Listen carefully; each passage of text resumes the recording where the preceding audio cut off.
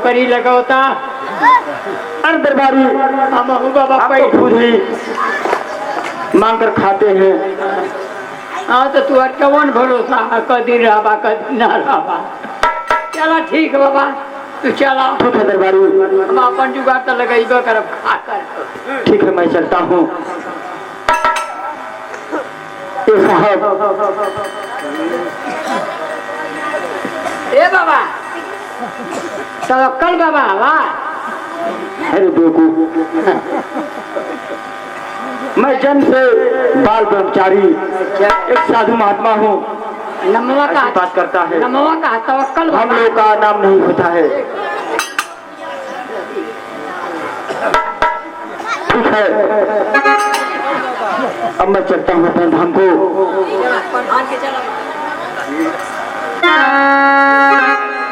अरे अब ये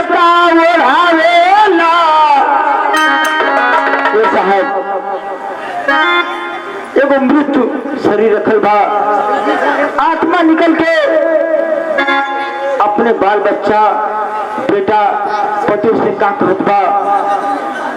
ये प्रसिद्ध बात आप लोग के सामने प्रसिद्ध बा। अरे बेटा ओढ़ावेला हाई चदरिया बेटा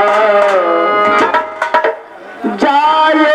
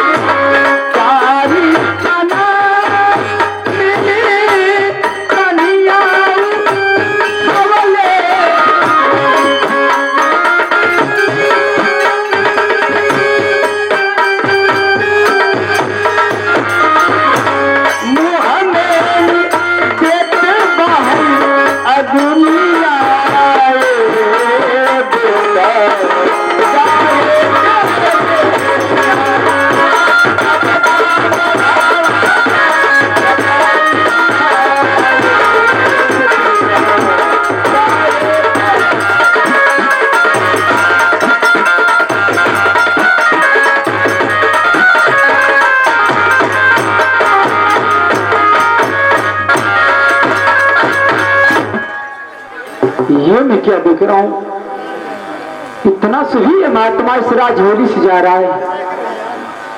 हो सकता है किसी से मिलने गया होगा। करता हूँ इसे महाराज से आज किताब मांगता हूँ। लाइए राजन, याद की रात